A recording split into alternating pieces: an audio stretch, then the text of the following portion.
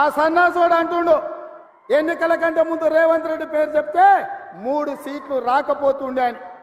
నేను ఇవాళ ఈ వేదిక మీద నుంచి ఆ సొల్లు వాగుడు వాగే కేటీఆర్కి సవాలు విసురుతున్నా. బిడ్డ, ఇవాళ నేనే ముఖ్యమంత్రి, నేనే పిసిసి ప్రెసిడెంట్ను.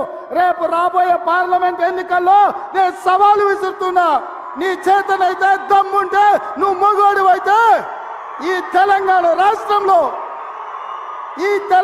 రాష్ట్రంలో బిడ్డ ఒక్క సీటు గెలిచి చూపించు. నీ అయ్యా నువ్వు వస్తావో నీ అయ్య వస్తాడో మా కార్యకర్తలు చూసుకుంటారు. బిడ్డ, నువ్వు అనుకుంటున్నావా అల్లా తప్పగాడని? అల్లా తప్పగాలం కాదు, అవులగాలలాక అయ్య పేరు చెప్పుకొని కుర్చీలో కూర్చోలేదు సన్నాసోడా.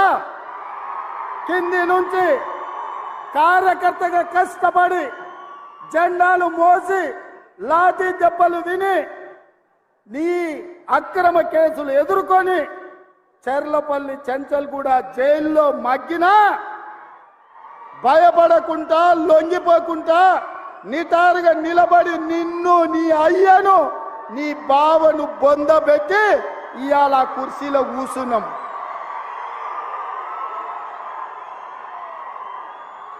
ఈ కుర్చీ ఇనాం కింద వచ్చింది కాదు, ఈ కుర్చీ అయ్య పేరు చెప్తే వచ్చింది కాదు బిడ్డ.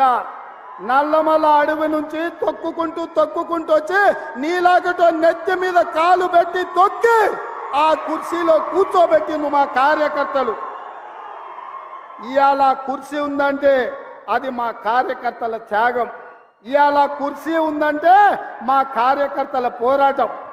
ఈ కార్యకర్తలు వీళ్ళు నాకు అండగా నిలబడ్డంత కాలం, నన్ను భుజాల మీద మోసినంత కాలం, నువ్వు కాదు, నిన్ను పుట్టించిన నీ అయ్య కాదు, వాళ్ళ దేవుడు వచ్చినా ఈ కుర్చీని తాకలేరని నేను ఇవాళ చెప్పదలుచుకున్నా.